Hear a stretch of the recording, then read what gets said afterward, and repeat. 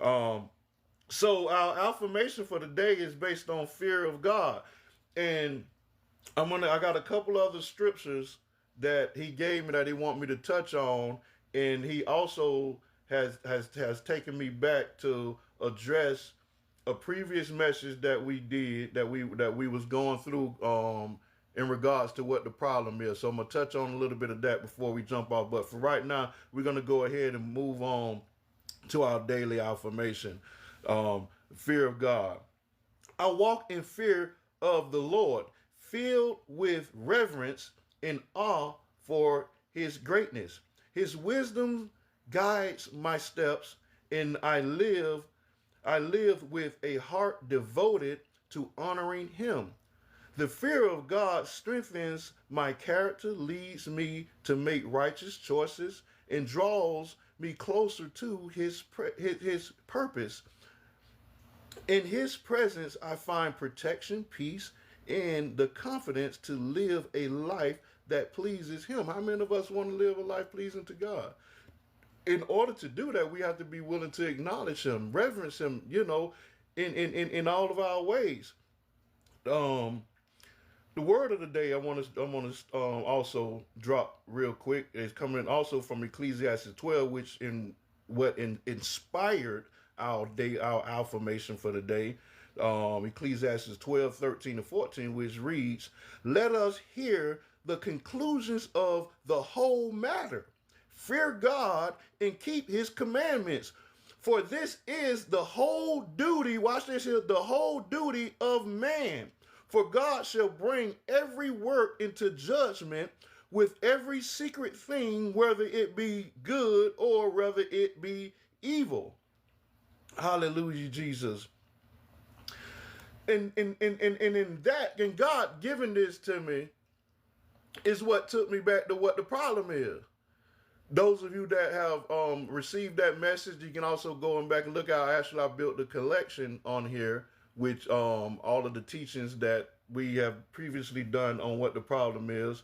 You can go back and look at that when we talked about influence. We talked about the power of influence. This is what, when it comes down to our works, when we talk about there's going to have to be some accountability for those who have performed evil works, works unpleasing to God, and has influenced future generations to take on misbehavior. Whether you be parents, celebrity status, athlete, artist, no matter what, you're going to have to account for your works. And for those, watch this here now, who also condone in our accessories. What is an accessory? People, the accessory get just as much time as the actual criminal. Because why? Why? Because you knew what was going on and you did nothing. So in essence, God had me drop that down in regards to a lot of it. We see what's going on around the world today, and we're doing absolutely nothing. Or if you're not a part of the solution, you become a part of the problem. Like the scriptures say, even if you don't choose, you've already chosen.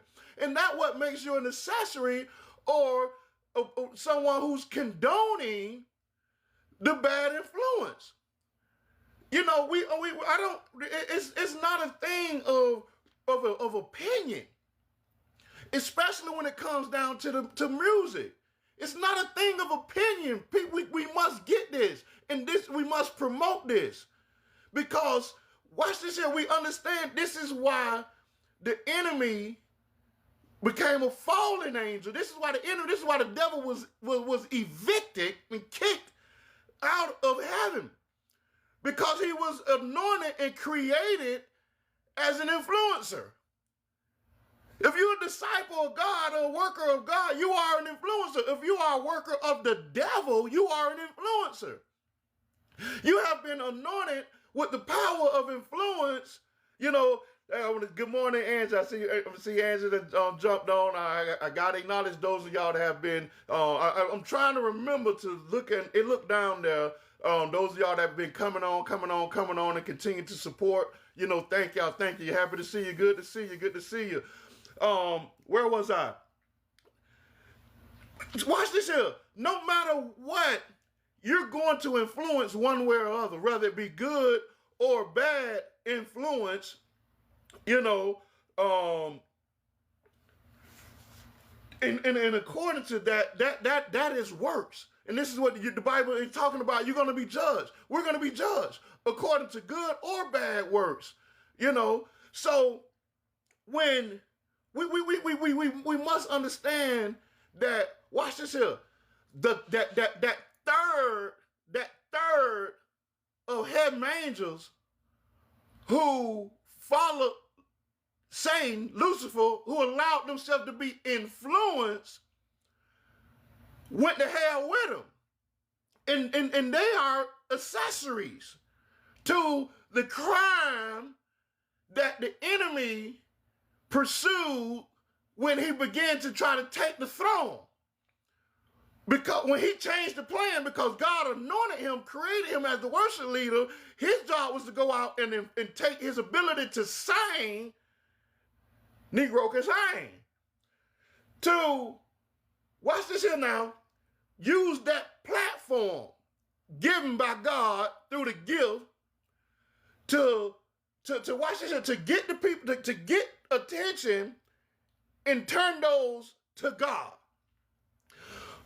But when he realized his ability, he was like, I'm guessing, sometimes it's okay to assume that he got puffed up and like, you know what? Why don't I just turn them to me? Because I'm the one that doing. See, a lot of y'all get like that. I'm the one that doing.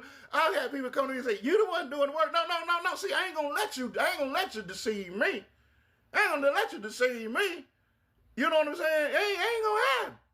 Ain't gonna happen. Well, don't you get some credit for my obedience? For my obedience. But the works is, the works is still his. That's working through me. That he's working through us. All glory be to God.